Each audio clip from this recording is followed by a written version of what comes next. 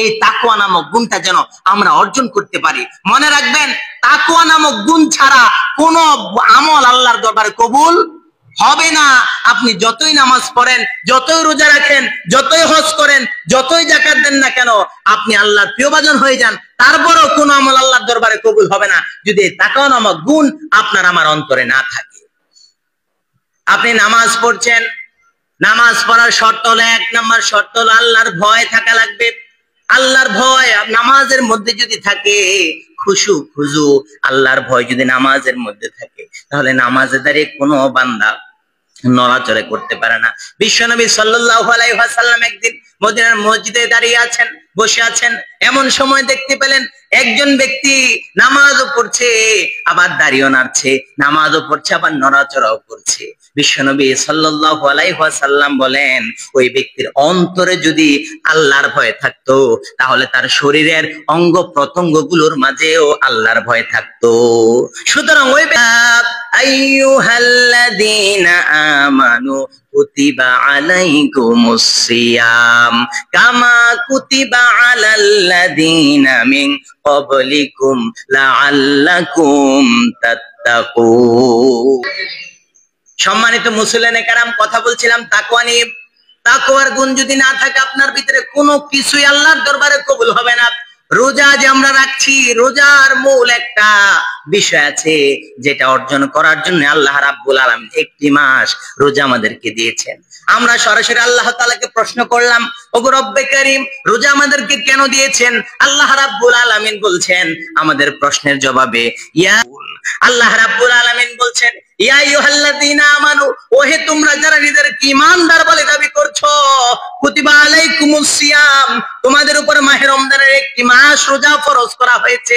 সুতরাং শুধু যে মাত্র তোমাদের উপর রোজা ফরজ করা হয়েছে এমনটা নয়, কামা কুতিবা আলাল্লাযীনা মিন ক্বাবলিকুম, তোমাদের পূর্বে যারা ছিল তাদের জন্য রোজা ছিল।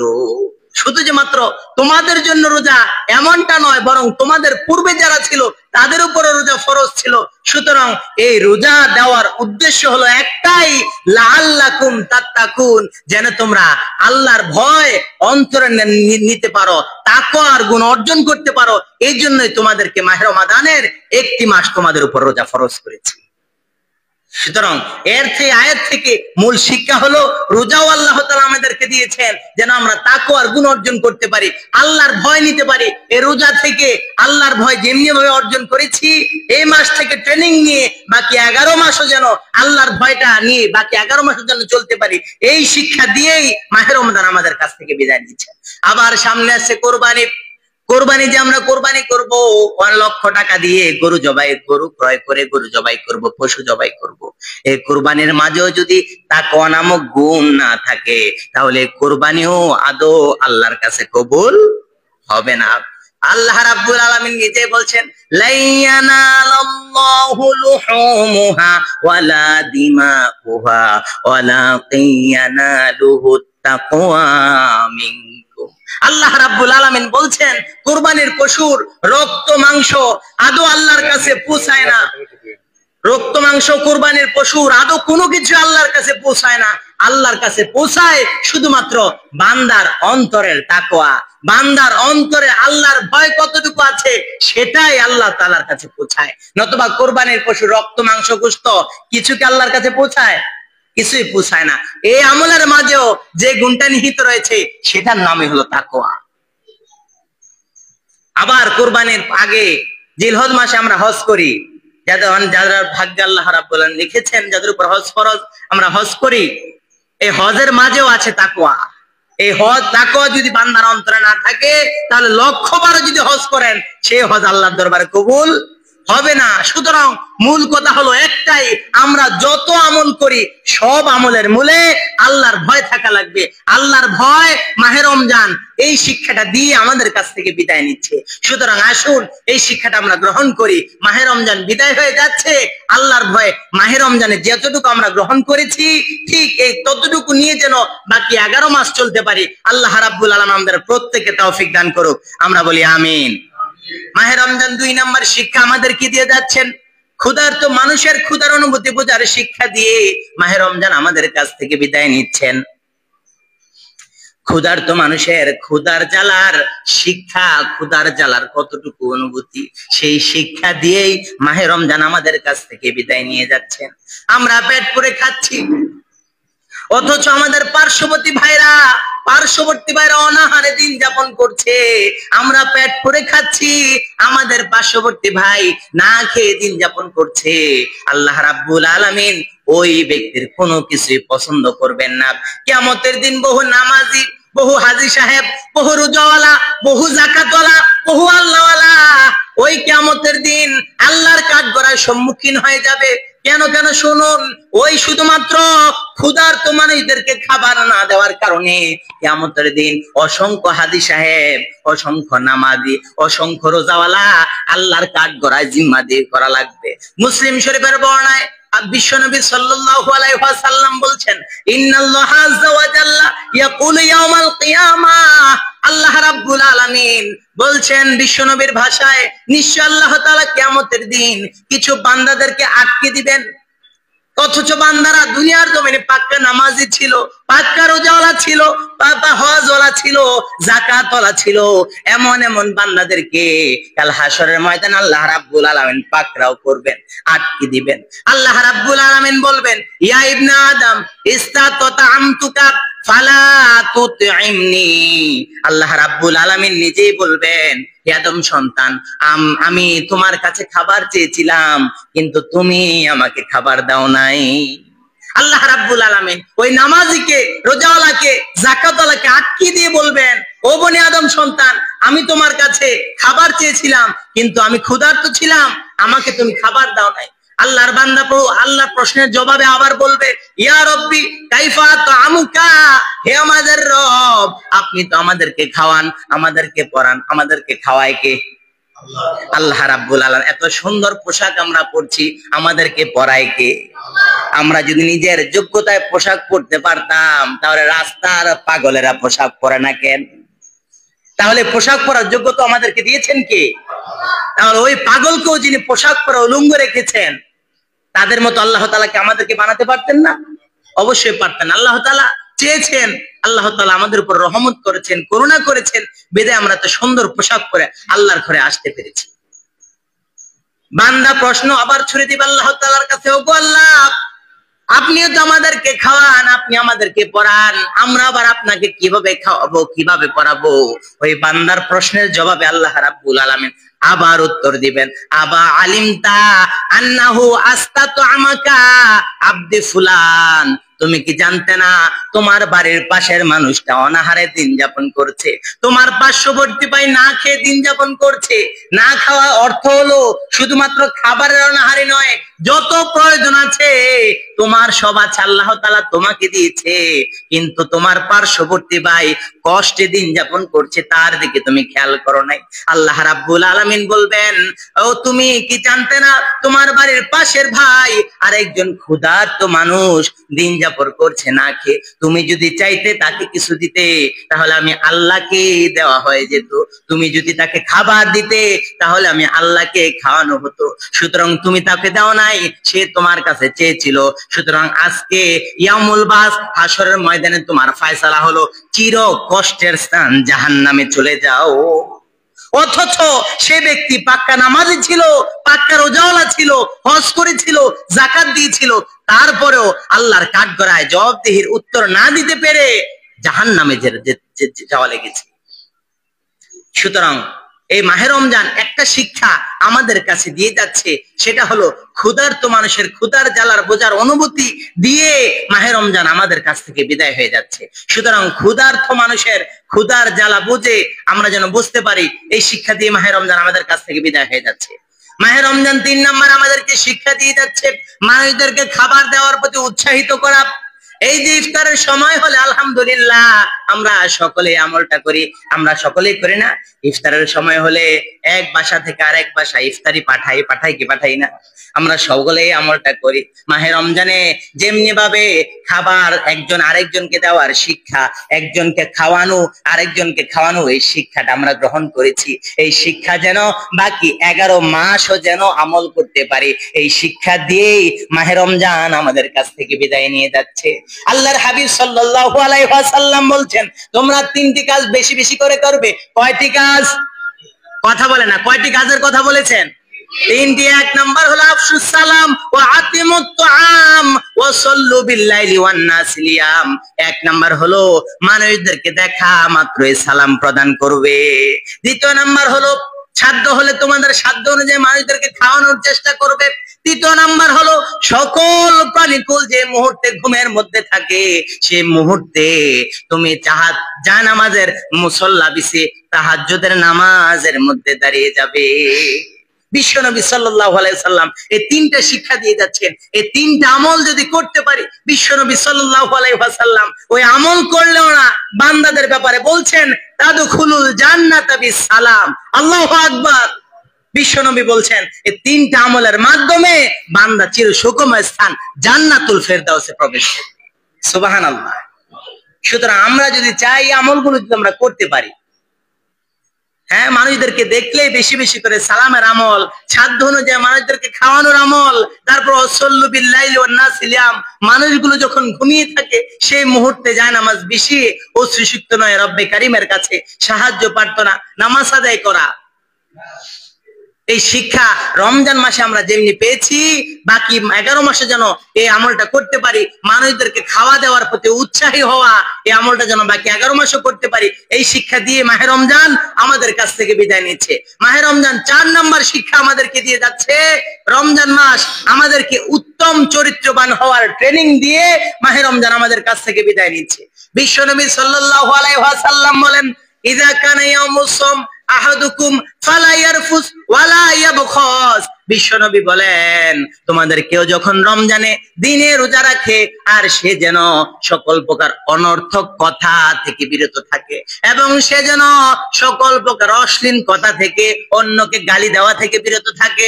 এবং তাকে যদি কেউ গালি দেয় সে যেন বলে দেয় ইন্নী সাইম, ও ভাই আমি রোজাদার, সুতরাং আমি তোমাকে গালি দিতে পারবো না। কেউ যদি আপনাকে গালি দেয় আপনি নিজে উত্তরটা দিয়ে দেন ভাই আমি রোজাদার, আমি তোমাকে গালি দিতে পারবো না। সুতরাং বিশ্বনবী বলছেন ইযা কানা ইয়াউমুস সাওমু আহাদুকুম ফালা ইয়ারফুস ওয়ালা ইয়াবখাস, তোমাদের কেউ যখন রমাদানের দিনে রোজা রাখে সে যেন সকল প্রকার অনর্থক কথা থেকে বিরত থাকে, অশ্লীল কথাবার্তা থেকে বিরত থাকে।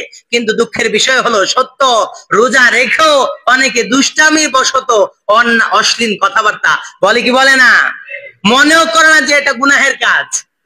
মিথ্যা কথা তো আছেই, অশ্লীল কথা, অনর্থক কথা, অপ্রয়োজনীয় কথা আমরা বলে বেড়াই। অথচ বিশ্বনবী বলছেন যে ব্যক্তি রোজা রাখার পরেও অনর্থক কথা ছাড়তে পারলো না, মিথ্যা ছাড়তে পারলো না, অশ্লীল কথাবার্তা ছাড়তে পারলো না, বিশ্বনবী বলেন তার উপর রোজা উপোস থাকা ছাড়া আর কোনো ফায়দা দিবে না। আমরা কি চাই আমাদের রোজাটা এই পর্যায়ে চলে যাক? আমরা কেউ চাই না। আমাদের চাই আমাদের রোজাটা কবুল হোক। সুতরাং যতগুলো রোজা রেখেছি আল্লাহ তাআলা কবুল করুক। যতগুলো সামনে আছে সেগুলো যেন এক হাদিসটা অনুযায়ী শুনে আমল করতে পারে আল্লাহ তাআলা প্রত্যেককে তৌফিক দান করুক। আমরা বলি আমিন। মাহে রমজান এই যে চরিত্রবান হওয়ার শিক্ষা ট্রেনিং দিয়ে আমাদের কাছ থেকে বিদায় নিচ্ছে। এই যে অশ্লীল কথা থেকে বিরত থাকতে পারবে শুধুমাত্র যে ব্যক্তি চরিত্রবান, অনর্থক কথা থেকে বিরত থাকতে পারবে শুধু যে ব্যক্তি চরিত্রবান। আমাদের আর রোজা রাখছি, রোজা রাখার পরে আমরা কোনো অন্যায় কাজের সাথে জড়িত আছি? করি না, অন্যায় কাজ করি না, করতে চাই না। এই যে একটা চরিত্রিক শিক্ষা মাহে রমজান আমাদেরকে দিয়ে আমাদের কাছ থেকে বিদায় নিচ্ছে। সুতরাং মূল কথা একটাই যে মাহে রমজান আমাদের কাছ থেকে বিদায় হয়ে যাচ্ছে আমাদেরকে এই শিক্ষা দিয়ে যে উত্তম চরিত্র বানানোর ট্রেনিং যেমনি ভাবে এই রমাদান আল কারীম আমরা অর্জন করেছি, বাকি 11 মাসও যেন ঠিক এমনি ভাবে এই ট্রেনিং অনুযায়ী আমল করতে পারি আল্লাহ তাআলার কাছে তৌফিক কামনা করছি। আমরা পড়ছি আমিন। 5 নম্বর শিক্ষা হলো রমজান আমাদেরকে নফসের বিরুদ্ধে লড়াই করার শিক্ষা দিয়ে আমাদের কাছ থেকে বিদায় হয়ে যাচ্ছে। নফসের বিরুদ্ধে লড়াই করার শিক্ষা যেমনি ভাবে আমরা রমজান মাসে নিচ্ছি, কত সুন্দর খাবার থাকে ইফতারের সময়, মন চায়, নফস চায়, খাবারগুলো গ্রহণ করি, কিন্তু আমরা গ্রহণ করছি নাকি? আজান দেওয়ার আগে কি গ্রহণ করছি? গ্রহণ করছি না। এই যে মন চাচ্ছে উত্তম খাবারগুলো একটু চাইতে, কত সুন্দর শরাব শরবত গুলো আমাদের সামনে রং বেরঙের খাবার সাজানো থাকে, কিন্তু আমরা কিছুই গ্রহণ করছি না। একজনের ভয়, তিনি কে? যাদের হৃদয় আছে আল্লাহর ভয়, তারা কবু পথ ভুলে যায় না।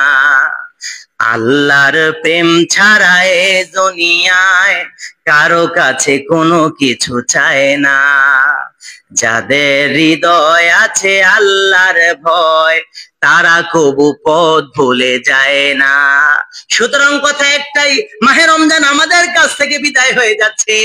এই শিক্ষা দিয়ে আল্লাহর ভয় অর্জন করে যেন নফসের বিরুদ্ধে জিহাদের ট্রেনিং রমজান মাসে যেমনি নিয়েছি, মন চাইছে একটা কাজ করতে, হালাল জিনিস গ্রহণ করতে, কিন্তু রোজা রাখার কারণে হালাল জিনিসটা আমরা গ্রহণ করতে পারছি না, ঠিক তেমনি ভাবে এই শিক্ষা নিয়ে যেন বাকি 11 মাসও কাটাতে পারি।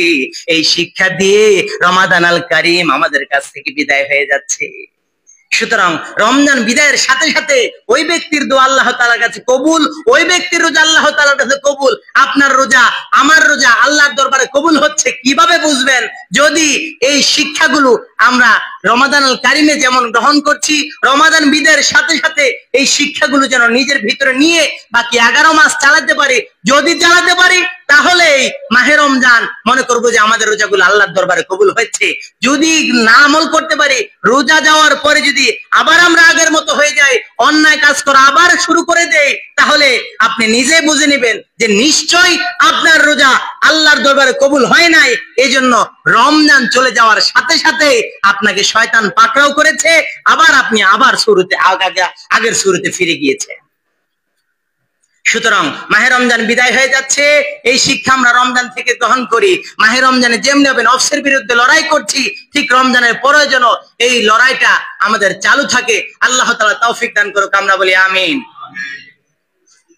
সময় শেষের জন্য সংক্ষেপে আমার কথাগুলো বলে যাচ্ছি। মাহে রমজানের 5 নম্বর শিক্ষা হলো 6 নম্বর শিক্ষা হলো 6 নম্বর শিক্ষা মাহে রমজান আমাদেরকে দিয়ে যাচ্ছে। রমজান আমাদেরকে খারাপ অভ্যাস ত্যাগ করার শিক্ষা দিয়ে আমাদের কাছ থেকে বিদায় হচ্ছে। আমি একটা মাত্র উদাহরণ দিচ্ছি। রমাদান আল কারিমে রোজা রেখে আমরা সিগারেট খাই নাকি? রোজা রেখে আমরা সিগারেট খাই? মুসলিম ভাই বোঝে না, নতুন। যাই হোক, রোজা রেখে তো আমরা সিগারেট খাই না, কিন্তু রোজা রেখে যেমনি ভাবে আমরা অন্যায় কাজ, এই খারাপ স্বভাব ত্যাগ করেছি। একটা খারাপ স্বভাব যেহেতু রোজা রেখে ত্যাগ করতে পেরেছি, রোজা আমাদেরকে এই শিক্ষা দিয়ে আমাদের কাছ থেকে বিদায় হচ্ছে যে রোজার পরেও যেন এমন খারাপ অভ্যাস ত্যাগ করে বাকি 11 মাসও চলতে পারি। এই শিক্ষা দিয়ে মাহে রমজান আমাদের কাছ থেকে বিদায় হচ্ছে। মাহে রমজান 7 নম্বর শিক্ষা আমাদেরকে দিচ্ছে। রমজান আমাদেরকে ধৈর্যের শিক্ষা দিচ্ছে। অত্যন্ত বাজারে যাওয়ার পরে অথবা কর্ম করার কারণে কলিজা ছিঁড়ে যায়, ফেটে যায়, মন চায় 1 গ্লাস পানি খাই। গোসল করতে যখন যাই তখন মন চায় পানি খাই, তখনও পানি খাওয়ার সুযোগ আছে না নাই? কিন্তু কার ভয় আমরা খাই না? কথা বলে না, কার ভয় খাই না? আল্লাহ তাআলা ভয় আমরা খাই না। এই ভয়টা যদি মাহে রমজানে আমরা গ্রহণ করতে পারি, এই যে ধৈর্য ধারণ করেছি ইফতার পর্যন্ত, এই ধৈর্যের শিক্ষা রমাদান আমাদেরকে দিয়ে যাচ্ছে।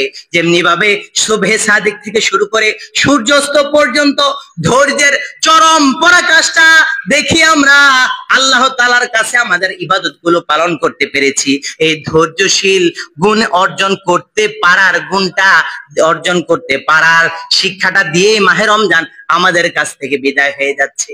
ধৈর্যের শিক্ষা, অন্যায় কাজ করতে সুযোগ আছে, মন চাইছে, কিন্তু রোজা আছি, রোজা রেখেছি, এই ধৈর্য ধারণ করেছি, এই কাজের মধ্যে আমরা যাচ্ছি না, অন্যায় কাজ করছি না। এই যে একটা ধৈর্যের শিক্ষা আমরা অর্জন করেছি রোজা রেখে, এই শিক্ষাটা যেন রমাদান আল কারিমের পরেও যেন আমরা বাকি 11 মাসও যেন ধৈর্যের শিক্ষাটা অর্জন করতে পারি। সেই শিক্ষা দিয়েই মাহে রমজান আমাদের কাছ থেকে বিদায় হয়ে যাচ্ছে। 8 নম্বর শিক্ষা হলো রমাদান আল কারিম আমাদেরকে ইখলাসের সাথে আমল করার শিক্ষা দিয়ে আমাদের কাছ থেকে রমজান বিদায় হচ্ছে। রমাদানে আমরা প্রত্যেকটা আমল করছি কার সন্তুষ্টির জন্য? আল্লাহ তাআলার সন্তুষ্টির জন্য, নাকি মানুষ দেখানোর জন্য? না, মানুষ দেখানোর জন্য যদি হতো বান্দা সারাদিন এত কষ্ট করে উপোস থাকতো না। শুধুমাত্র একনিষ্ঠতা, আল্লাহর ভয় অন্তর নিয়ে আল্লাহর সন্তুষ্টি অর্জনের জন্যই আমরা রোজা রাখছি, আমরা যাকাত দিচ্ছি, আমরা দান সাদকা গুলো করছি, ঠিক কিনা? সুতরাং এই ইখলাসের শিক্ষা বাকি 11 মাসে যেন আমাদের অন্তরে থাকে। প্রত্যেকটা আমলে মনে রাখবেন, ইখলাস যদি আপনার অন্তরে না থাকে কোন ইবাদত আল্লাহর দরবারে কবুল হবে না। এই ইখলাসের শিক্ষা যেন বাকি 11 মাসও আমরা অর্জন করতে পারি এই মাহে রমজান থেকে। আল্লাহ তাআলা তৌফিক দান করুক, আমরা বলি আমিন। 9 নম্বর শিক্ষা মাহে রমজান আমাদেরকে দিচ্ছেন, রমাদান আমাদেরকে ভ্রাতৃত্ববোধের শিক্ষা দিচ্ছেন। রমাদানাল মাসে, রমজানাল কারিমে যেমনি ভাবে ভাই ভাই একসাথে পাশে কাঁধে কাঁধ মিলিয়ে জামাতের সহিত সালাত আদায় করছি, প্রত্যেকটা কাজ মিলে মিশে করছি, রমজান চলে যাওয়ার পরও বাকি 11 মাসে যেন এই ভ্রাতৃত্ব বন্ধন অটুট থাকে, কোনো প্রকার ঝামেলা না হয়। এই শিক্ষা দিয়ে রমাদান আল কারিম আমাদের কাছ থেকে বিদায় হয়ে যাচ্ছে। রমাদান আল কারিমে আমরা মিলেমিশে থাকছি না সবাই? যদিও কোনো প্রকার দুর্ঘটনা ঘটে যায় তারপরও চেষ্টা করছি যত সম্ভব দ্রুত সমাধান করতে, পরস্পর ভাই ভাই মিলে যাচ্ছি, কোনো প্রকার ঝগড়া বিবাদে লিপ্ত হচ্ছি না। শুধুমাত্র রোজার সম্মানে রোজা রাখছি, শুধুমাত্র রোজা আমাদেরকে এই শিক্ষাটাই দিচ্ছে। রমাদান আল কারিম বিদায়ের সাথে সাথে এই মেসেজটা দিয়ে আমাদের কাছ থেকে বিদায় হচ্ছে। যেমনি ভাবে ভ্রাতৃত্ব বন্ধন রমজানে আমরা অটুট রেখেছি, রমাদান আল কারিমের পরেও যেন এই ভ্রাতৃত্ব বন্ধন আমরা অটুট রাখতে পারি। আল্লাহ তাআলা তৌফিক দান করুক, আমরা বলি আমিন। 10 নম্বর শিক্ষা রমাদান আল কারিম আমাদেরকে দিচ্ছেন যে আনুগত্য আর দাসত্বের শিক্ষা রোজা দিয়ে আমাদের কাছ থেকে বিদায় নিচ্ছে রমাদান। জীবন চলবে যতদিন, আইন চলবে তার, জীবন চলবে যতদিন ঠিক আইন ততদিন তার মেনে জীবন পরিচালনা করা লাগবে। জীবন যতদিন বাঁচবে ততদিনই ঠিক একজনের হুকুম মানা লাগবে, তিনি কে? আল্লাহ তাআলা। জীবন আপনি রমজান মাসে যেমনি ভাবে আল্লাহর আনুগত্য ও দাসত্বের শিক্ষা গ্রহণ করেছেন, রমাদান চলে যাওয়ার পরেও যেন আল্লাহর আনুগত্য, আল্লাহর হুকুম পালনের ক্ষেত্রে যেমনি ভাবে আমরা পালন করেছি রমাদান আল কারিমে, রমজান চলে যাওয়ার পরেও বাকি 11 মাসও যেন এই শিক্ষা নিয়ে আমরা 11 মাস চলতে পারি। এই শিক্ষা দিয়ে রমাদান আল কারিম আমাদের কাছ থেকে বিদায় নিচ্ছে। 11 নম্বর শিক্ষা হলো রমাদান আল কারিম, এটা হলো আমার সর্বশেষ পয়েন্ট। রমাদান আমাদেরকে কোরআন সুন্নাহ ভিত্তিক জীবন পরিচালনা করার শিক্ষা দিয়ে আমাদের কাছ থেকে রমজান বিদায় নিচ্ছে। আমরা নামাজ পড়ছি রমাদান আল কারিমে, কোরআন এবং সুন্নাহ অনুযায়ী আমরা রোজা রাখছি, কোরআন এবং সুন্নাহ অনুযায়ী আমরা ইফতার করছি, আমরা সেহারি খাচ্ছি, আমরা যাকাত দিচ্ছি, আমরা নেক আমল গুলো করছি এক কোরআন এবং সুন্নাহ অনুযায়ী আমল করার মাধ্যমে। ঠিক তেমনি ভাবে রমাদান আল কারিম চলে যাওয়ার পরেও বাকি 11 মাসও যেন এই শিক্ষাটা নিয়ে কোরআন এবং সুন্নাহর আমল করার মাধ্যমে বাকি 11 মাসে যেন চলতে পারি। আল্লাহ তাআলা তৌফিক দান করুক, আমরা বলি আমিন। 11টা পয়েন্টের উপর আমি কথা বলেছি রমাদান আল কারিমের শিক্ষা। রমাদান আল কি শিক্ষা দিয়ে আমাদের কাছ থেকে বিদায় হয়ে যাচ্ছে। যদিও সময় শেষ হয়ে যাচ্ছে, আমার নির্দিষ্ট সময়, আমি 1-2 মিনিটের মধ্যে আমার আলোচনা শেষ করে দিচ্ছি। আমি একেবারে মূল টপিকস গুলো শুধু বলবো। একবার মনে রাখবেন সবাই যে রমাদান আল কারিম কি শিক্ষাগুলো দিয়ে আমাদের কাছ থেকে বিদায় হচ্ছে। 1 নম্বর শিক্ষা হলো আল্লাহ তাআলাকে ভয় করে জীবন পরিচালনা করার শিক্ষা রমাদান আল কারিম আমাদেরকে দিয়ে আমাদের কাছ থেকে বিদায় নিচ্ছে। 2 নম্বর শিক্ষা হলো ক্ষুধার্ত মানুষের ক্ষুধার অনুভূতি বোঝার শিক্ষা দিয়ে রমাদান আল কারিম আমাদের কাছ থেকে বিদায় নিচ্ছে। 3 নম্বর শিক্ষা হলো রমাদান আল কারিম মানুষকে খাবার দেওয়ার প্রতি উৎসাহিত করার শিক্ষা দিয়ে রমাদান আল কারিম আমাদের কাছ থেকে বিদায় নিচ্ছে। 4 নম্বর শিক্ষা হলো রমাদান মাস আমাদেরকে উত্তম চরিত্রবান হওয়ার শিক্ষা দিয়ে রমাদান আল কারিম আমাদের কাছ থেকে বিদায় নিচ্ছে। 5 নম্বর হলো রমাদান মাস আমাদেরকে নফসের বিরুদ্ধে লড়াই করার শিক্ষা দিয়ে আমাদের কাছ থেকে বিদায় নিচ্ছে। 6 নম্বর শিক্ষা হলো রমাদান আল কারিম আমাদেরকে খারাপ অভ্যাস ত্যাগ করার শিক্ষা দিয়ে আমাদের কাছ থেকে বিদায় নিচ্ছে। 7 নম্বর শিক্ষা হলো রমজান মাস আমাদেরকে ধৈর্যশীল হওয়ার শিক্ষা দিয়ে আমাদের কাছ থেকে রমজান বিদায় নিচ্ছে। 8 নম্বর শিক্ষা হলো রমজান আমাদেরকে ইখলাসের সাথে আমল করার শিক্ষা দিয়ে রমজান আমাদের কাছ থেকে বিদায় নিচ্ছে। 9 নম্বর শিক্ষা হলো রমজান আমাদেরকে ভ্রাতৃত্ববোধ অটুট রাখার শিক্ষা দিয়ে রমাদান আল কারিম আমাদের কাছ থেকে বিদায় নিচ্ছে। 10 নম্বর শিক্ষা হলো আনুগত্য আর দাসত্বের শিক্ষা দিয়ে রমাদান আল কারিম আমাদের কাছ থেকে বিদায় নিচ্ছে। সর্বশেষ 11 নম্বর পয়েন্ট হলো কোরআন এবং সুন্নাহ মোতাবেক জিন্দেগি পরিচালনা করার শিক্ষা দিয়ে রমাদান আল কারিম আমাদের কাছ থেকে বিদায় নিচ্ছে।